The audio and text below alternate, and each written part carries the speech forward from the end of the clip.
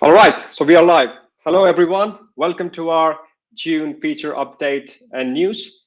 So we have been having this tradition of releasing our updates, talking about what we have been developing, what we're going to develop, and share a bunch of news with you guys on this YouTube stream. And today we're going to talk about specifically what we have been developing in June. And to start off, I'm Nikhil Sharma. I'm going to be your host for today's show.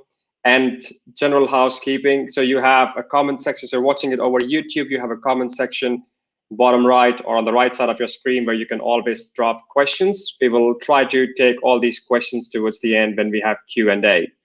With me, we have some brilliant folks, excluding myself. And to hit it off, the agenda for today is first we will talk about robot framework and Qentinel Pace, the connection between the open source, very famous, very popular test automation framework and our company and our product. For that, I'll invite Henry to have a conversation with me. And going from there, we will have on-premises macro bots, live testing, the new user experience, then mobile device identification over Pace UI, and Then towards the end, we have news and sneak peek and question and answers. So more on these individual topics when we are there.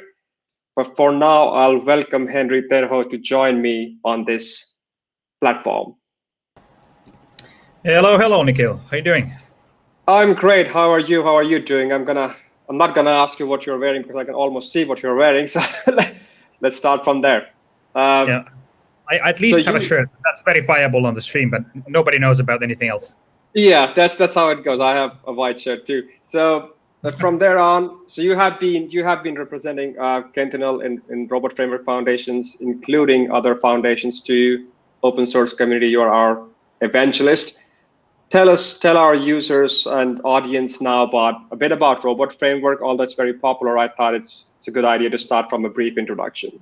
Yeah, let's start from the beginnings. That Robot Framework is a testing framework built on top of Python, or built with Python, not on top of Python, and it's based on the idea that back in the day, it was really difficult to have any kind of coherent way of writing tests or writing them in a scalable way where big organizations could use it in a good way, and a kind of a framework for writing consistent tests and tests in a way that makes sense was needed back in the day. And that's something that where Robot Framework was born in, a keyword-based, meaning that you state what you're doing, kind of like imperative programming in there, that click button or do something like that, what's going on in there, and built on top of that in Nokia by people from, for example, Qentinel back in the day. So we've been involved in Robot Framework from the beginning, and Pekka Clark is the main guy behind the Robot Framework also in there. Yeah, indeed. So, and there's an article on our website you can read. We have also interviewed Pekka at some point, and his views about how the whole framework got to where it is today, and what's the history and what's the vision that he has for and still has for Robot Framework. Now, I think it's quite a successful framework if you think about it. There are multiple companies building their business on top of it, us included. Yeah. So I think it's gone really well. Yeah, not only like companies who are building business on it, but if you think about open source and a lot of big companies, Finnish companies, German companies, and also I guess American companies, they are the foundation members, and they're using the framework for doing test automation and other automation tasks in their own company, which is quite remarkable for looking at the age of this whole framework and foundation. Yeah. And even like big organizations like, for example, NASA, I heard from Isma, who's the chairman of the Robot Framework Foundation, have been using Robot Framework. So basically, it's everywhere. That's very impressive indeed. And so, since you have been in this framework, involved in the framework, and also involved in the company in Qentinel Pace, or in Qentinel and Qentinel Pace development and product management, how would you link the connection between these two? One is open source, another is commercial product. What's the link? Looking at us and how we do it, it's basically, I think, could be compared to how Amazon Web Services hosts Linux instances or other open source tooling. And we provide you the infrastructure to run those open source projects in a nice way. And we take we use those open source projects to really offer a platform that is open and scalable to other places as well. And kind of our job is to provide the best infrastructure to run those open source projects and kind of use those tools. Our job is not to make those tools, close or anything like that. You can take them and transfer them anywhere else. Your test scripts can be run anywhere else, but we want to offer the best infrastructure and best added value on top of that, and that's where we do our business. As is typical in SaaS instances and all of that, where the money comes from, is that we take the hassle of infrastructure and device management, Android, iPhone, all of these different platforms, and do that for you. So you can focus on your core business, and we do our core business, which is infra.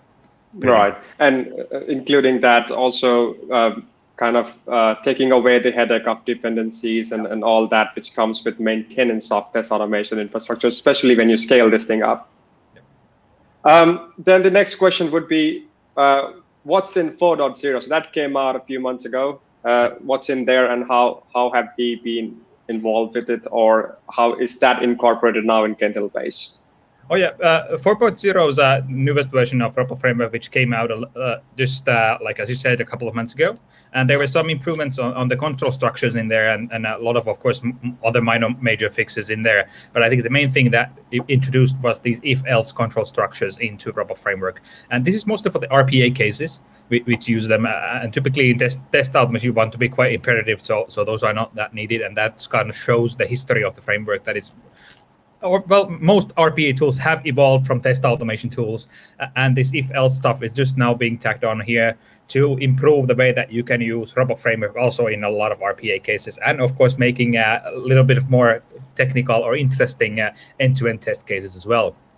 There's also something that relates to the control flow, which I think is also good, is the skip statement, where you can skip certain steps under certain conditions. So that also makes it possible to write more complex, not test cases, but I'd say test suites.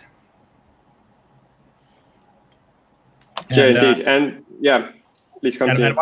And one major thing about this is, as we said, the whole ROPA framework is open source, but it's actually there is a foundation, which is a non-profit. I'm not 100% sure if it's a non-profit, but anyway, kind of like an organization or legally non-profit, but through its opinions, non-profit organizations funding the development and supporting the development of the Robot Framework Core, which is the Robot Framework Foundation, which we are part of. And there's a lot of other companies. I think there's 50 plus companies now, and that's also ever expanding, which kind of manages and takes care of the whole community and the ecosystem around the Robot Framework, not just the core, but also libraries and all of those stuff that are really needed to actually do the work that you do.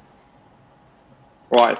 Yeah. And then to mention that they're like how we link to the whole open source ecosystems. If you want to say something about QWeb open sourcing and the premium plan that we are offering for everyone?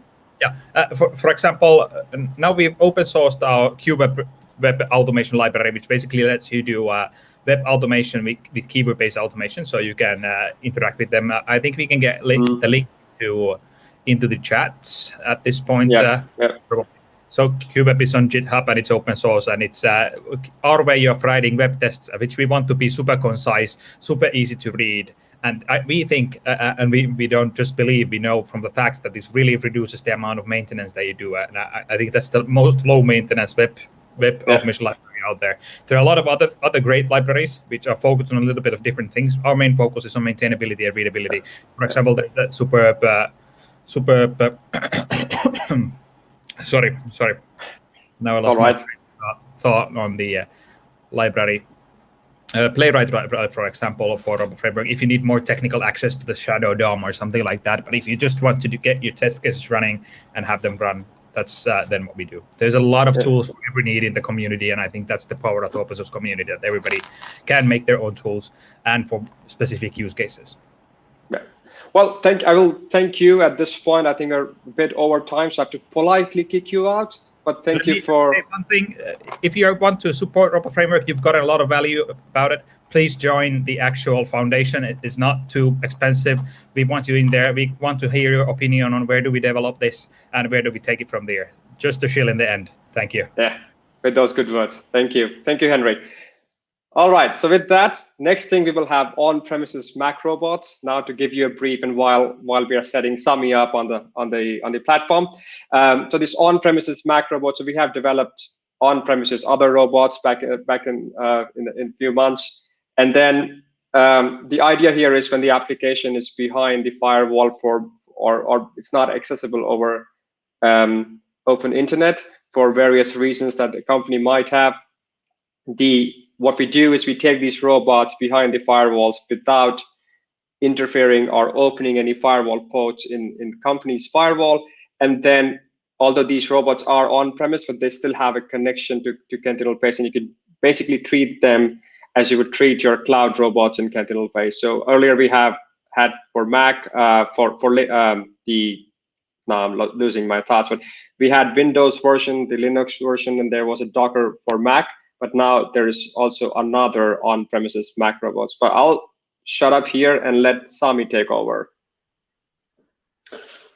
Thanks, Nikhil. So I will be demonstrating that how this PaceConnect for Mac. So what are the prerequisites to get it, and then from where you can download it.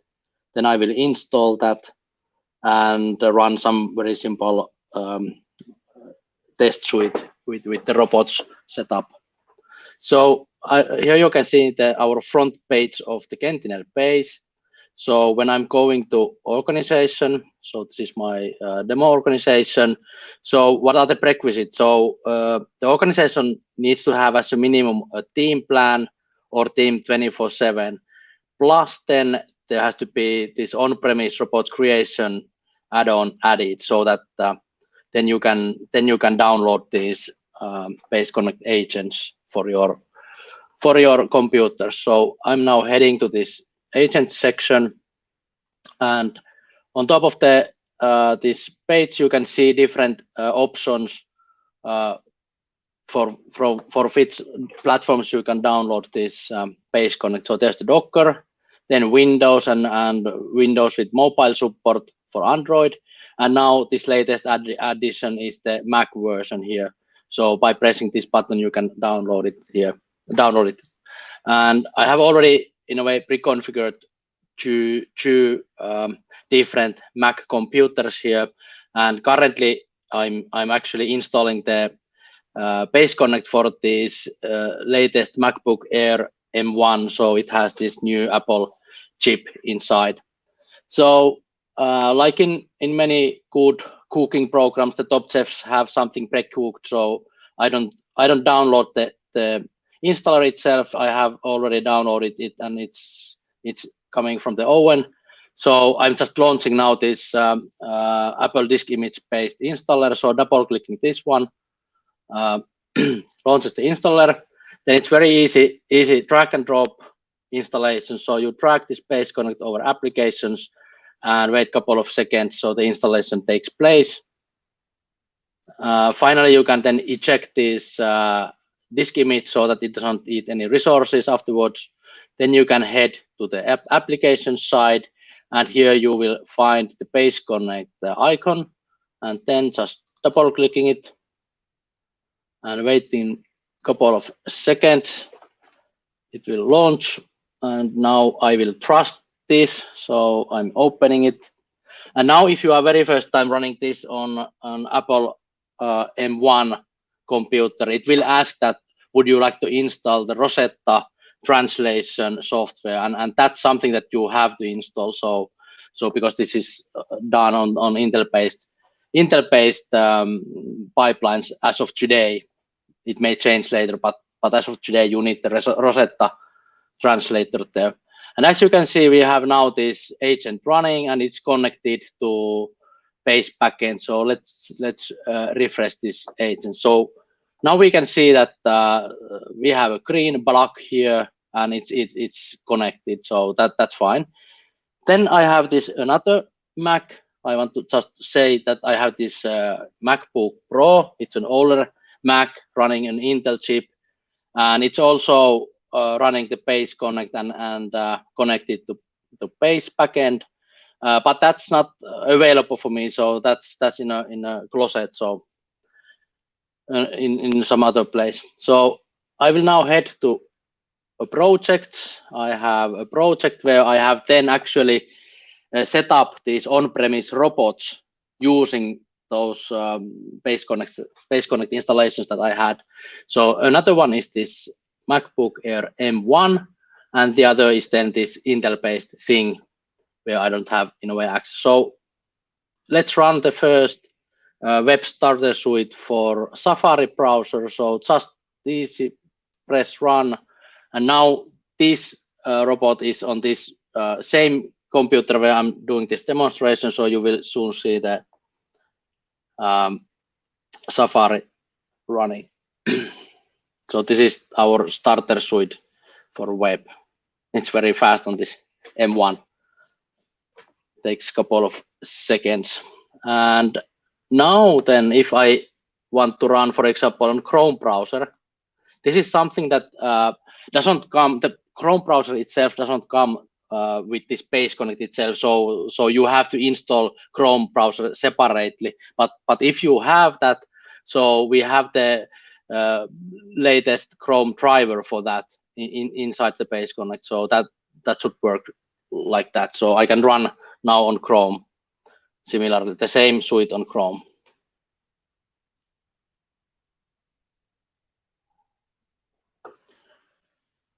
And then now this another on-premise robot on Intel MacBook Pro. So if I would like to run, for example, this Firefox suite, but because I don't have access to it, I cannot see the display of that. So I can actually make it so that I want to record the test execution. So let's put it running, and we can at the same time run the Firefox with this M1 robot. So there's now then 2 executions going in parallel in my organization. So now this is the M1 running, so we can see what's happening there. And soon we should have also the Intel-based Mac ready. So like so we have, this is now the Mac in my closet. So there's the suite run, and we can see, for example, this third test case video that what's happened there in my closet. So it was running the very same test suite there. And basically this ends my demonstration, that how easy it is to now install PaceConnect agents for Mac computers. And what we have in the development pipeline coming is then to add the mobile support also for Mac, both the Android and iOS and so on.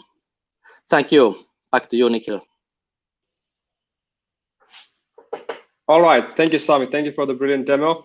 To stitch all of these things together, I mean, we still are committed to this whole cloud product and like the test environments and everything is on the cloud. So you wouldn't need all that, given that the application would be openly accessible. But if you have an application which is behind the firewall and it is running on Mac, then this is the solution for you. And it's not only that, okay, well, that's running somewhere on the Mac, somewhere behind the firewall. It is all the time connected and kept in health over Pace UI, and the results, as Sami demonstrated, are then visible on Pace UI. So with that, I think we'll move next to the new LiveTesting user experience. So everyone has a favorite baby, and I think this has been mine, and also a lot of users, because we have gotten tons of feedback about LiveTesting, and thanks to all those feedback, we have been improving significantly on the LiveTesting UI. But to shed more light on that, I'll invite now Kimmo to join me and tell us more about what is new in the LiveTesting UI. Hi, happy to be here. Excited to be here again. How are you doing, Kimmo? How's the biking going on? It's brilliant. I mean, that the weather couldn't be better. Summer apparently is coming to Finland as well. Yeah, finally, at last. Finally, yeah. All right. Hey, now, actually, for quite some time, we have been focusing on improving not only the live testing experience, but this sort of overall test development capability in Pace. And sort of examples of this thing is, well, we have rolled out live testing almost a year ago. Very recently, we rolled out the support for local test development through Pace Editor VS Code extension. But now what we have focused recently is that to this cloud test development capabilities, and we have revamped the user experience of not only the live testing but the overall Pace Editor experience. Probably the most important piece is this live testing, so the capability to run test steps and interact with the application real time. That's probably the biggest thing. What has happened there is that we have really sort of tightly integrated this whole experience to the overall test development process. So live testing is no longer a sort of separate piece of test development experience. So to get started, I have shared my screen where you can now see the new user interface of Pace Editor. To get started, on the left, we have the file browser, the view to the test suite. Underneath that, we see the Pace words that are available for us, and we can see the documentation of the elements as we click through them. And this also pertains to robot framework built-in functionality, so we can also see the documentation for robot framework assets.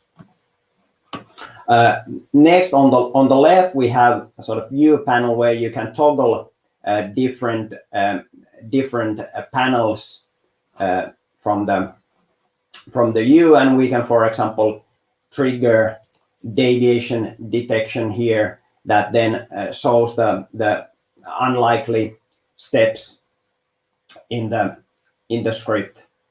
And now, in order to launch live testing, what we do is that we simply click a new icon here on the left that then overlays these live testing specific utilities on top of my plain editor. So there is no separate sort of perspective for live testing. Everything is now integrated directly.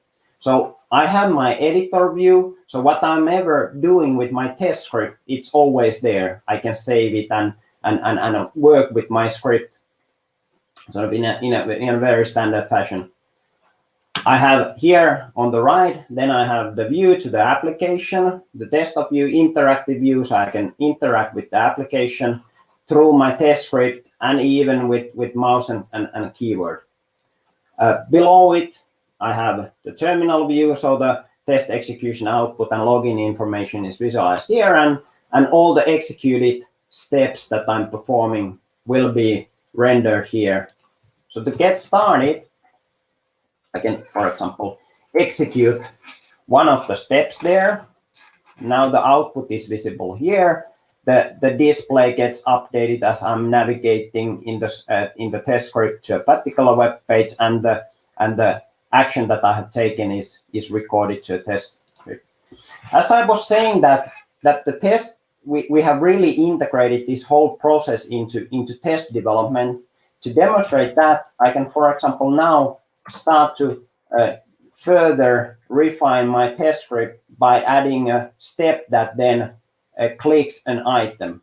And as I start typing, we consult the application as it's being running. So when I started to type hour, it auto completes the text that is visible in the screen. And if I want to click one of the t-shirts there, this elephant t-shirt, it autofills the complete sentence from the context, and then I can click it again through script. Yet again, another approach is that I simply click the desktop, and that directly then records the test step to my view. So there is now this overall test development experience is completely integrated with the with the live testing experience.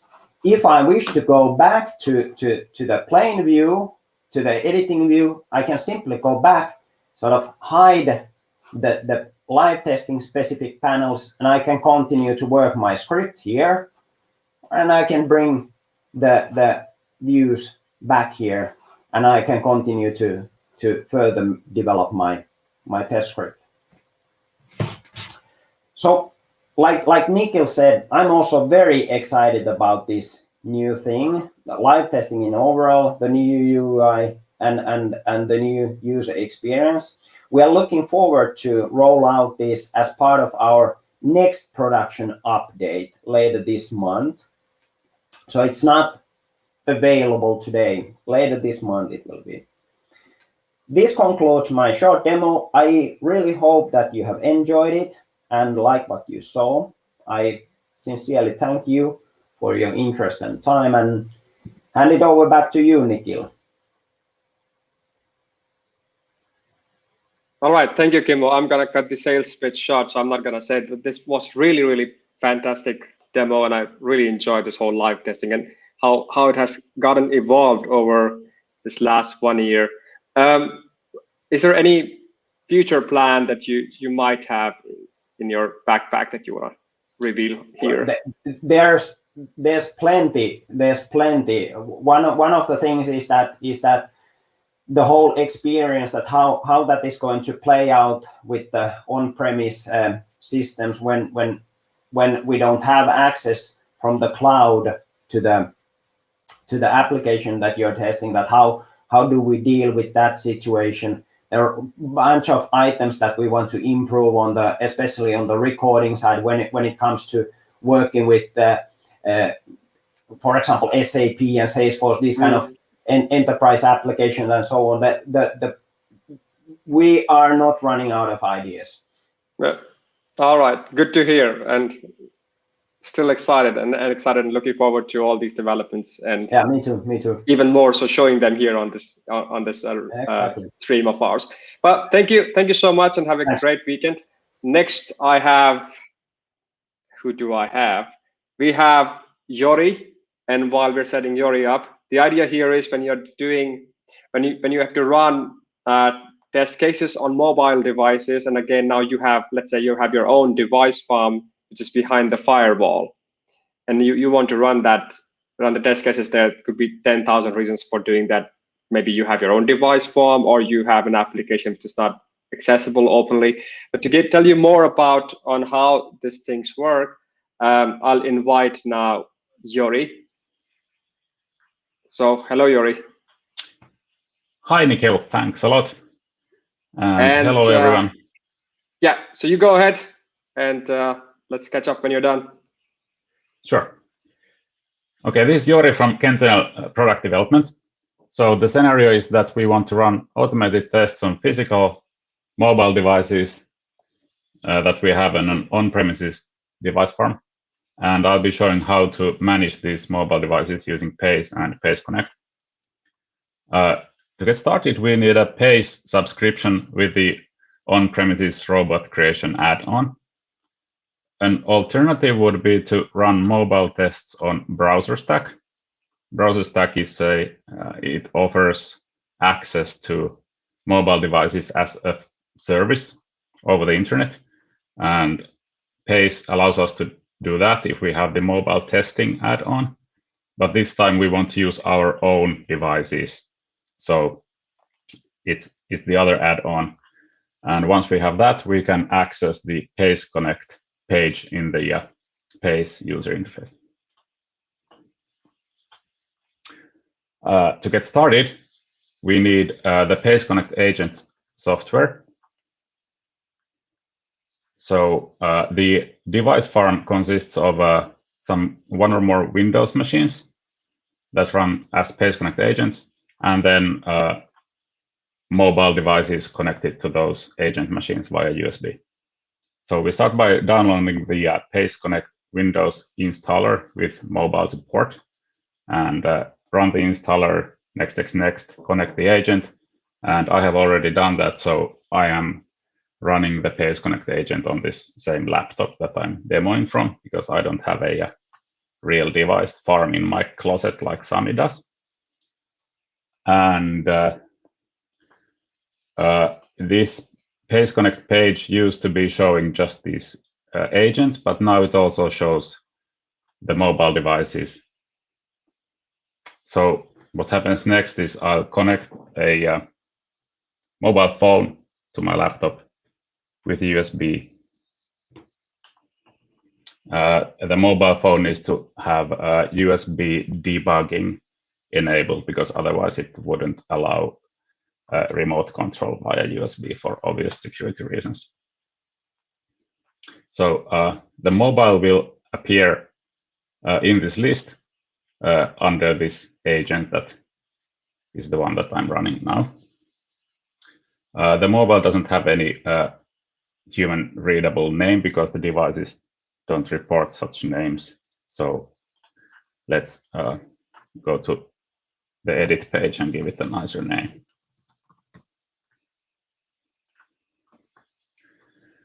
And you can have number of agents in the organization, and each agent can have up to 8 mobile devices connected, and they are all shown here. The agents have, and mobile devices likewise have capabilities which are used for used by Pace platform for selecting which mobile device will execute your test case in the end. So some of these capabilities are coming from the device itself. We can also add custom capabilities. For example, we can say that capability brand is Huawei, in case we want to somehow make a difference between the different brands. And what happens if the mobile device is disconnected from the agent machine? I'll do that now.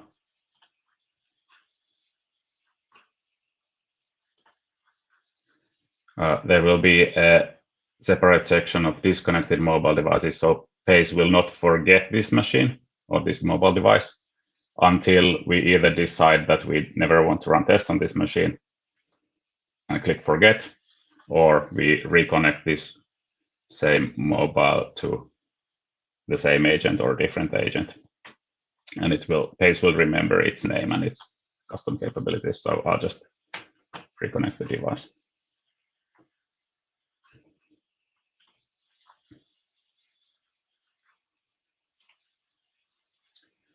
Now let me start the software on Windows to mirror the screen of the mobile. So just for the sake of the demo, so we can see better what's going on.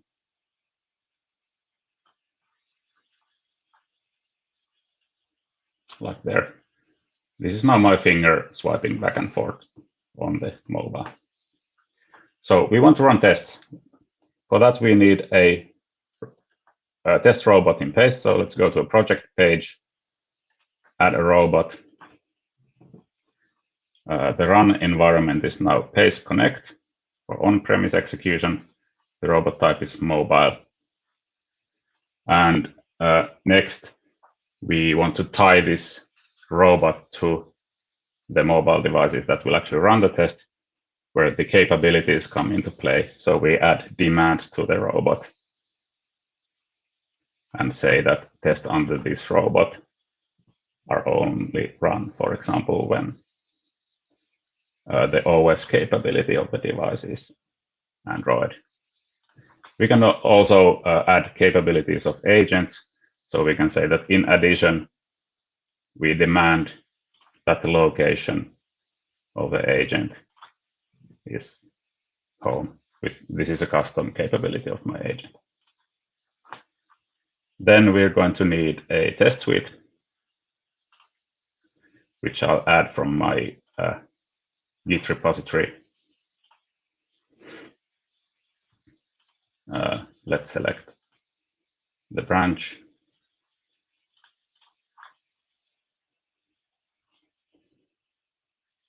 and we should be good to go. So now when I click run, the Pace platform will select the mobile device based on the demands and start running the test. It takes a little while for the mobile communication interface to set up, but I'm not touching the mobile phone. I have my hands in my pockets. Workday as usual. This test suite has just 2 tests that start the built-in calculator application and do some clicking in the application and verify some outputs. So this is now happening on the phone and mirrored on the Windows desktop that I'm sharing. And when the test suite is finished, the results appear in the Pace user interface and can be examined as usual. So that's what I wanted to show about test execution on on-premises mobile devices. So I wish you all happy testing. All right, thank you, Jori. Thank you so much. So Jori is the guy with hands in the pockets. I wanted to ask you this question, like, are you willing to stand truly dignified and say that you haven't been touching the phone, but then you said it yourself? you have to take my word. Yeah, I will. I will take your words. All right, thank you so much, Jori. And next we have how to create your first automated test in minutes. And for that we have Lovell. Lovell is our UI guru, is the guy behind our Pace elegant design. With those words, welcome, Lovell. Thank you. Let's cut the courtesy shot and you go what you have to show. Sure. All right. Yeah. So this is actually aimed for mostly new users. So if you're like a pro user who's been using Pace for some time, and if you don't have like a starter license, you probably will not get to see this interface. So it's like a person who's come here for the first time, and who we are like introducing the product, and also Pace words, etc. will get to see this introductory screen, which has this couple of cards. One is the example web shop, and the other one is, another card for you to quickly test your website. Just a reminder, if you want to see your license, as Sami has mentioned, you can always go to this organizations card or jump to your organization, and you will see what plan you're on. So the starter or the free plan is called personal. So I'm on the personal plan. So that's why I will get to see this.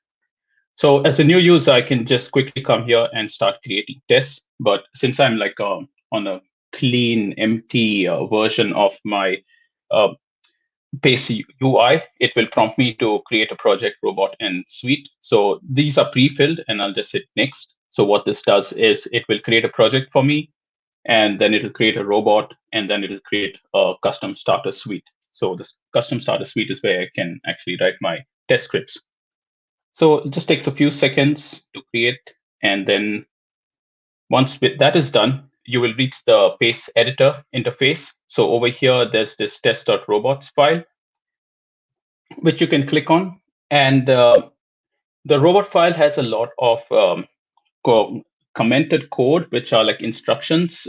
So please feel free to read it. It will guide you if you are like a new user. So, but I'll quickly just run through this. Initially, there's a little bit of like settings for the suite setup and teardown. And then there's this variable which we can set to use a particular browser. So in this case, it's Chrome. You can switch it to Firefox. And then here's the main thing. There's one test case 1 over here, which is just a placeholder, and it's just for you to like replace this text and run. So you don't really do much. You can just copy and paste stuff. So I'm going to test the About Us page. So I'll just put my test case name as that, test About page. Oops, just make that as page. All right. So documentation is just, you can add whatever you want. I'll just say testing the About page here too. The go-to is, in this case, I'm just going to this URL, which is qentinel.com/about. So I will just paste that over here. And then let me just search for driven by quality. Okay, so that's the text that it's going to look for. And yeah, So I can run the test, or even I can run live testing. So I'll just click on run live testing, say yes. And then I can go to my, it's loading. Okay, live testing is going to launch in a few seconds. Yep, so it's ready. I can go to my test over here and then just click on this play button, which will execute this current test. So just play that. Let's see if this works. Goes to the page. Is it? Yep, it's open about us. And then, of course, it found driven by quality. So it says, congratulations, you've executed your step. I'll just say, OK. So, well, this worked. So what I'll do is I'll just go to my test and I'll just save this. So, and I'll save these changes. So now I have like a really, really basic, simple test, which goes and checks for some text. If I exit the editor, here's my custom starter suite. You can find the code in the paste editor by clicking this button. But what I'll do now is I will just kind of record all the videos and run my test case again. And we'll just, because I have saved it, now it's available. And let's just hope that everything runs nicely, and then we'll have the results. In live testing, your results are not saved. It just ran it, and you had like the output telling you like, hey, it has either passed or failed. But in this case, I will have my results, which are saved. So test the About Us page. I'll just click on this, see the report. Yep, verified text, and it's found driven by quality. So now if I want, I can also schedule this. There's the scheduler option, and I'll say run this maybe like on the 1st of every month, and I can choose to record videos or not. And I'll just save this. So this scheduler will run on its own. So that's for a new user, like the basic thing. You can just come here, quickly create a test case and have a look at it.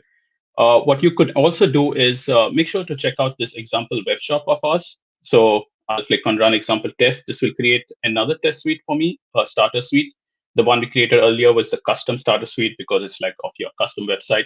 But in this case, you have the starter suite. I'll click on Pace Editor, and you can open this pace.robot file. And then this is a little more comprehensive test suite. So please make sure to like go through it, read it, just check out like the different Pace words, and just replace it with your code or use this as a reference for you to start with if you're a new user. Of course, you can always visit the help docs. There's links to help over here. There's also, you can quickly find the help from this drop-down over here. And if you are on the home page, there should be a help section, which takes you to the user guide and guided tour, etc. So yes, new users, please feel free to check out these features. And with that, I'm done, actually. Back to you, Nikhil. All right, thank you, Lovell. Thank you so much. First time Lovell demoed to me. He verified that Esko is our CEO on our website, which was quite funny. Thank you for this test case. To give you like a quick feedback, I was talking to a potential customer of ours who's been doing a POC yesterday, and he gave 2 major comments. He said like one of their manual tester using this guide of what Lovell showed to you was able to automate a test case against Salesforce within a day, a manual tester to test automation. And then second thing they said is like they haven't seen a product with such elegant UI. And with that, I'll cut my sales pitch short.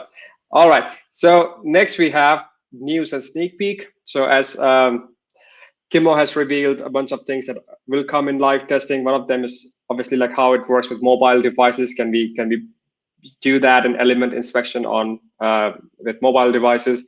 Then live testing in context of when the application is not openly accessible.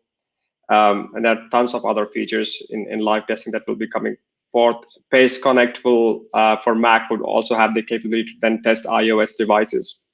Another thing that has been directly from customers is to be able to flag your runs as development or regression. For now, whenever you run, the history is stored. And if you want to keep, for whatever reason, whether the run was corrupt or whether you were developing something, and keep those two data points separately in a clean format, you would be able to do that with our next update. And then we will launch a new pricing list, but we get to it when we have it out. Another thing is, one thing that I want to show you here is how to create a feature request and vote for your favorite. So you have a possibility to to affect our roadmap planning and to affect what features should go and how to prioritize them, the way you do it is either directly through our community forum, or if you are in the product, then you click on this little support thing there and click on the feature request. What it does basically takes you to our community forum, and you have to log in here, probably sign up and then log in. And on the top, you have a pinned roadmap, which talks about what are we going to do in the current sprint and a few sprints in the future, and also a bit about what we have in our plans. But please be mindful that we work in a very DevOps fashion, very agile ways. As far in future you go, the certainty of us doing that item changes with the changes in the environment that we are operating in. But you can create your new topics, which will be feature requests, and they will be marked whether they're planned or in progress. If you like one of the features there, like Tuomas has created, this live testing should work on PaceConnect robot. That's basically what Kimmo was talking about, how live testing would work behind the firewall. Then you can go and like it. I have already liked it, so I'll unlike it and annoy Tuomas. All right, then next thing is we have launched a new training and certification program, which is, we already had one, but now we have revamped the platform where you do this training, and this is very user-friendly. So what you need to do now is go to our page and then click on the trainings and then sign up for the training that you are willing to attend. So you can do the sign up, then do the training on demand and get a certification. And it is recommended nowadays to share your certification on LinkedIn. So there is a button somewhere on your certificate saying, do share it on LinkedIn. So that's all I have for here. Then, as Kimmo mentioned, summer is finally approaching in Finland. We are very pleased to welcome it. It's a relief, honestly. And then, so we're gonna have a summer break. You guys probably gonna have summer break too. So we will not have these release demos, and next demo we will have is planned tentatively on September the 3rd. So enjoy your summer. I'm gonna enjoy mine and jump on a train after half an hour to get to my hiking destination. Do you have question and answers for now online?